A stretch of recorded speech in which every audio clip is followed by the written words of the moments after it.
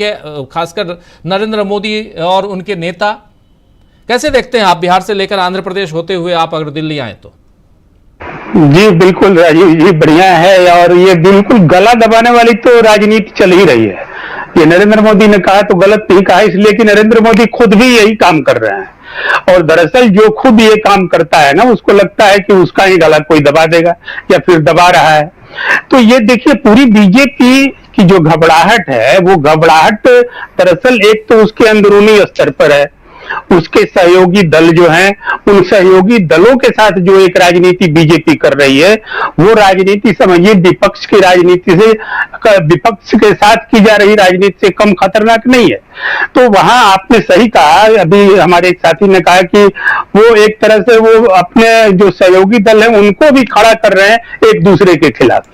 तो ये पूरी तरीके से जो एक सुरक्षा है, एक अल्पमत की सरकार जो है और बीजेपी की सरकार की आदत जो पड़ चुकी है, तो ये नरेंद्र मोदी को बखूबी पता है कि ये बीजेपी की सरकार नहीं है।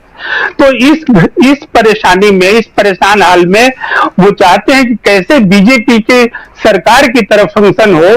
तो उसी में ये तमाम जो है उल्टे सीधे जो है वो तौर तरीके भी अपना रहे हैं और वो एक ये सिद्ध करने की कोशिश में कि कंटिन्यूटी में सरकार है, तो उस कंटिन्यूटी में सरकार को पार्लियामेंट में खासतौर पर प्रोजेक्ट करना चाह रहे हैं और उसके सबसे बड़े माध्यम बने हुए हैं लोकसभा अध्यक्ष ओम बिरला। तो ये एक स्थिति है। लेकिन जो आपने पूछा कि राज्यों में जो स्थितियां चल रही हैं, तो जो मैंने कहा कि देखिए कैसे गला दबाने का खेल चल रहा है, तो वो ये है कि अब जैसे एक केस स्टडी के तौर पे बिहार की बात ही हम करें, तो बिहार में देखिए यहाँ एक तरफ चिराग पासवान है अपने 5 सांसदों के साथ, वो केंद्र में मंत्री हैं।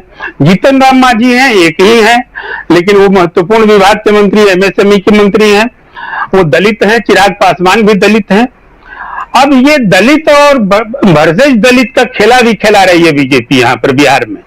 और वो कहीं ना कहीं जो है वो चिराग पासवान 5 की संख्या में है, तो कहीं मान लीजिए कि किसी केमिस्ट्री के तहत, जो केमिस्ट्री नीतीश कुमार के साथ उनकी अभी बनती हुई दिखाई दे रही है, जबकि नीतीश कुमार को उन्होंने 2020 के चुनाव में बर्बाद किया था। लेकिन उसके बाद अब जो नया समीकरण बन रहा है, तो वो एक केमिस्ट्री बनती दिखाई दे रही है। इसकी भनक पा करके नरेंद्र मोदी ने पुश करना शुरू किया है जीतन राम मांझी को। और जीतन राम मांझी जैसा एक पार्टी का नेता, एक नेता का पार्टी जो है, वो कह रहा है कि 25 सीटें हमको विधानसभा में चाहिए। वो अभी से इसका ऐलान कर रहे हैं, तब तो साहब बात बनेगी नहीं बनेगी। तो ये कहां से बोल रहे हैं? ये जाहिर तौर पर समर्थन उनको वहां से मिल रहा है और दलित वोटों को उस तौर पर मांझी के जरिए समेटना चाहते हैं। चिराग अगर कोई खतरा कर सकते हैं, अगर कल गए नीतीश के साथ जा करके, तो वो फिर उसको वो चाहते हैं कि अभी से ही उनको भी कंट्रोल में किया जाए। तो अब चिराग पासवान इस नाते कंट्रोल में रहेंगे कि साहब मांझी को प्रमोट किया जा रहा है। ठीक यही स्थिति जो है नीतीश कुमार के स्तर पर खेली जा रही है। और नीतीश कुमार को जो समझ रहे हैं कि वो बिल्कुल अब आजाद हो गए हैं, आजाद नहीं है, दरअसल वो और गुलाम होते जा रहे हैं नीतीश कुमार। और जो राज्य की सच्चाई है, उस सच्चाई में मैं एक बात बता दूं कि अभी पूरी तरीके से ये जो एक स्थिति बन रही थी कि नीतीश कुमार का जो पूरा सामाजिक आधार है वो बीजेपी के आधार से मेल खाता नहीं है। यूपी के फरमान के बाद जो कांवरिया फरमान आया, उसके बाद ज्यादा नाराजगी भी दिखाई पड़ी। लेकिन उस नाराजगी में इंडिया गठबंधन के तरफ उनका झुकाव नहीं हो, या ये नरेंद्र मोदी इस बात को भांपते भी हैं कि कल गए हो सकता है, तो वैसी स्थिति में उनको भी काबू करने की एक कोशिश है। और अब जो एक तस्वीर पता चल रही है, राजीव जी, मैं 2 मिनट समय चाहूंगा, इजाजत हो तो मैं उसको कहना भी चाहूंगा कि बिहार में एक बहुत बड़ा बवाल होने जा रहा है। और वो बवाल जो है उसका एक सिरा नरेंद्र मोदी पकड़े हुए हैं, और वो बवाल है नीतीश को पूरी तरीके से, एक तरह से आप कहें कि पूरी तरह से फांस लेने की एक कवायद की गई है, जो ईडी के जरिए की गई। ध्यान रखिए, 2 बार ईडी ने छापे डाले। एक बार इंडिया गठबंधन जब बना रहे थे नीतीश कुमार, तो उनके करीबी लोग, उनके फिनांसर, उनके आर्थिक मामलों पर ईडी की छापेमारी हुई। और ईडी की छापेमारी मतलब आर्थिक अपराधों के सिलसिले में सबूत इकट्ठा करना। उसके बाद उनका झुकाव बढ़ा एनडीए की तरफ। अब इधर फिर कुछ कसमसाहट छटपटाहट न हो नीतीश कुमार में, तो एक बड़े मुद्दे पर जो उनकी आईएएस लॉबी है नीतीश कुमार की, उस आईएएस लॉबी में जो उनके दुलारे प्यारे जो अफसरान हैं, उसमें एक संजीव हंस का नाम बिल्कुल सामने आ चुका है, जो सबसे सीनियर आईएएस हैं और वो बड़े महकमा उनके पास है, बिजली विभाग है, सिंचाई योजनाएं हैं, और कभी वो पुल निर्माण निगम के भी अध्यक्ष रह चुके थे, जो पुल धड़ाधड़ गिर रहे हैं। तो एक भ्रष्टाचार का बड़ा मामला सामने आया है, जिस पर ईडी ने छापेमारी की संजीव हंस के यहाँ। संजीव हंस ने दरवाजे बंद कर लिए, लेकिन सबूत पर्याप्त जुटा लिए ईडी ने, और उसके साथ साथ उन पर क्रिमिनल ऑफेंस के तहत रेप का केस भी एक पुष्ट हो चुका है। जो पटना के सीनियर एसपी हुआ करते थे राजीव मिश्रा, उन्होंने बजाते उस जो प्रताड़ित जो महिला थी, पीड़ित महिला, उसके आधार पर जांच की और जांच में उन्होंने बताया कि सत्य प्रतीत होता है। तो एक तरह से ये मामला है। दूसरा है कि अब जब ईडी की जांच हुई है तो सूत्रों से जो पता चल रही है, आज विधानसभा में भी और कल भी बिहार विधानसभा में विपक्ष इस मामले को लेकर के सामने आ रहा है, और उसने अब कहा है कि नीतीश की जान मुश्किल में है और नीतीश भी जा सकते हैं जेल। इस तरह का सबूत इकट्ठा करा रहे हैं, केंद्र के जरिए ईडी कर रही है। और उसमें है क्या कि अब ये सबूत आने के बाद बताइए नवेंदु जी, एक सवाल मेरे जहन में आ रहा है। हालांकि आप जो कह रहे हैं बिल्कुल ये खबर सुबह से सुन रहा हूं, और कि नरेंद्र मोदी हो सकता है कि उस जाल को बुन रहे हैं जिसमें नीतीश कुमार को गिरफ्तार किया जा सके, ये खबर आ रही है। बिल्कुल आप जो कह रहे हैं उसी खबर को आप पुष्ट कर रहे हैं, आपकी बातें उन खबरों को पुष्ट करती हैं। लेकिन दूसरी बात, नरेंद्र मोदी ये काम तब करेंगे ना जब वो प्रधानमंत्री रहेंगे, उनकी सत्ता रहेगी, उनकी सरकार रहेगी, तब करेंगे। लेकिन अगर नीतीश बाबू और चंद्रा बाबू दोनों जिस डर से जुड़े हुए हैं, उस डर को किनारे करके और अपना समर्थन वापस ले लें, तो नरेंद्र मोदी कुछ नहीं है। कौन आएगा समर्थन देने के लिए? इंडिया गठबंधन तो आ नहीं रहा। तो ऐसे में अपनी गिरफ्तारी से बचने के लिए आप सत्ता में हैं और डर कायम किए हुए हैं। ये एक सामान्य, मेरी जो बुद्धि सामान्य बुद्धि है, मैं बहुत हाई फाई नहीं सोच रहा हूं, लेकिन सामान्य बुद्धि है, तब भी मैं यही सोचता हूं कि अगर ऐसा है तो मैं सत्ता वापस ले लूंगा, अपना समर्थन वापस ले लूंगा। सत्ता में तुम रहोगे नहीं, ईडी सीबीआई कोई तुम्हारी बात सुनेगा नहीं, सिंपल सी बात है। तो आखिर क्यों यहां फंसे हुए हैं नीतीश कुमार? ये सवाल उठता है। भाई आप चार हमारे साथी जुड़े हुए हैं, आप लोगों के जहन में भी अगर इस सवाल का जवाब हो तो जरूर बताइएगा कि आखिर ये सुन रहा हूं और क्यों ऐसा हो रहा है, क्यों नीतीश बाबू आखिर क्यों परेशान हैं और वो साथ दे रहे हैं, जान रहे हैं कि कभी भी फांसा जा सकता है उनको, तो हाथ खींच लीजिए। उधर चंद्रा बाबू हाथ खींच लेंगे, गिर गई सरकार। नवेंदु जी, आपका बहुत जेन्युइन सवाल है। और ये देखिए, इसके पीछे का जो मूल कारण है कि एक तो है कि नीतीश कुमार जो 20 वर्षों से सत्ता में रहने की एक आदत जो पड़ चुकी है, वो सत्ता से दूर होने में भी डरते हैं, मुझे ये लग रहा है। वो पिछले 20 सालों से उन्होंने चुनाव तक नहीं लड़ा है।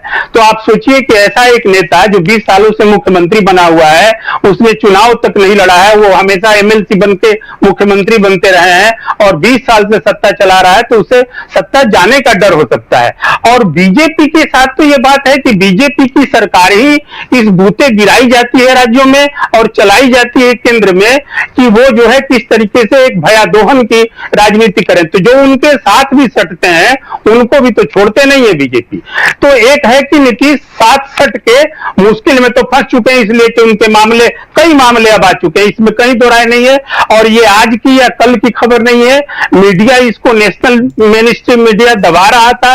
बिहार के जो पत्रकार हैं और बिहार के जो तमाम जो मीडिया के मंच हैं, वहां पर ये बात बहुत तेज गति से और काफी धमाकेदार ढंग से चल रही है और इस पर खामोश बैठे हुए हैं नीतीश कुमार। कोई कार्रवाई नहीं हुई, जबकि ये कार्रवाई उनको करना चाहिए था और ये नहीं कार्रवाई करना नीतीश कुमार का उस आईएएस अधिकारी के खिलाफ, ये भी एक सबूत के तौर पर नरेंद्र मोदी के हाथ में जा रहा है कि साहब आपने वो प्रमाण मिलने के बाद भी कोई कार्रवाई नहीं की। लालू प्रसाद के साथ क्या हुआ था, चारा घोटाला उन्होंने खुद नहीं किया था, लेकिन चारे घोटाले में जांच को लेकर के उनको कहीं ना कहीं निशाने पर लिया गया। तो नीतीश कुमार की मुश्किल है कि बेधड़क वो उनको छोड़ देना चाहिए, लेकिन चंद्रबाबू नायडू से अब बिल्कुल अलग स्थिति हो चुकी है नीतीश कुमार की, और वो अब मुझे लग रहा है कि वो, आपने सही कहा कि नरेंद्र मोदी रहेंगे तब तो नीतीश कुमार जेल जाएंगे, तो नरेंद्र मोदी नहीं रहे ये मनोकामना कहीं ना कहीं नीतीश कुमार की जरूर है, इसलिए वो अब और ज्यादा बैलेंस करके चलना चाहता है। इसलिए विशेष राज्य का दर्जा भी उन्होंने छोड़ दिया, जिसको लेकर के राजनीतिक तौर पर और जो चुनाव को के मद्देनजर जनता के लिहाज से जनता नाराज है इस बात को लेकर कि एक स्थिति उनकी थी और वो ले सकते थे, लेकिन यहां भी समझौता किया। तो ये समझौते जो कर रहे हैं वो कहीं ना कहीं जान फंसी हुई है तोते की, तो ये एक बात सामने आ रही है। लेकिन मोदी की कमजोरी या केंद्र में जो बैठी सरकार है उसकी कमजोरी ये सब है। वो अगर नीतीश को ठीक है फांसना ही चाहते हैं तो, लेकिन इत्मीनान तो नहीं है एनडीए को लेकर के वो बिहार में, और राज्यसभा में उनकी सीटें घट रही है। राज्य ही जो है वो पूर्ति करते हैं, राज्य में उनके विधायक ज्यादा होंगे, उनकी सीटें ज्यादा होगी, उनकी सरकार होती है, तो ये सब चीजें मिलकर राज्यसभा को ज्यादा मजबूत करती है किसी भी पार्टी को। तो वो इस लिहाज से ये कमजोर होते जा रहे हैं। तो एक चिंता उनकी ये है। बाहरी चिंता है कि डरो मत वाली बात एक ऐसी है जो सारे विपक्ष ने उसको अपना लिया, राहुल गांधी की एक बात। तो आज जो है कि हम चले थे अकेले जाने में, वो गालिब लोग आते गए, कारवां बढ़ता गया। तो उस तरीके से आप देखिए कि एक नहीं अनेक राहुल जो है वो लोकसभा में दिखाई दे रहे हैं, चाहे वो अभिषेक बनर्जी के रूप में हो, अखिलेश यादव के रूप में हो, जिस किसी के रूप में हो, कल्याण बनर्जी के रूप में हो। तो ये जो बात हो, ये तो विपक्ष का कुनबा बाहर से मोर्चा इतना मजबूत कर चुका है, और अंदर बीजेपी की तो आदत पड़ी हुई है 10 साल से।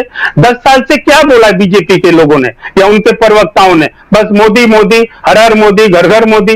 तो ये मोदी मोदी कहते कहते और कुछ बोलने की स्थिति में ये नहीं रह गए। तो बोलने का मसला तो उस इंडिया गठबंधन के पास है जो कि जनता से जुड़ा हुआ है, जनता ने जिसको जिताकर भेजा है।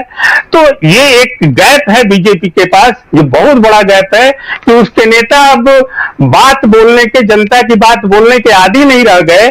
और दूसरी बात है कि झूठ की खेती करती हुई जो 10 साल से ये सरकार चलती रही, फिर वो चाह रही है कि झूठ की खेती की जाए, और कंटिन्यूएशन के नाम पर लोकसभा अध्यक्ष की एक कहे कि मैं कहूंगा उसको भारी शब्द हो जाएगा, लेकिन जिसको कहा जाता है कि एकदम अंकुश लगाए रखना, तो उस निरंकुश ढंग से सदन को चलाया जाए, तो ये चलने वाला नहीं है और चल नहीं पा रहा है। तो ये भी घबराहट है नरेंद्र मोदी और उनकी सरकार की।